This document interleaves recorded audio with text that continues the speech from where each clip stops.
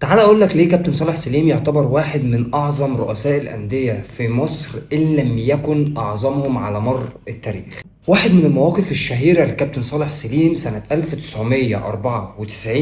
مباراه بتجمع بين الاهلي المصري والمصري البورسعيدي على استاد المقاولين العرب. في اللحظه دي مهاجم الفريق الاول كان كابتن حسام حسن بيمر بظروف سيئه نظرا لتعرض اخوه ابراهيم توأمه لايقاف لمده عام.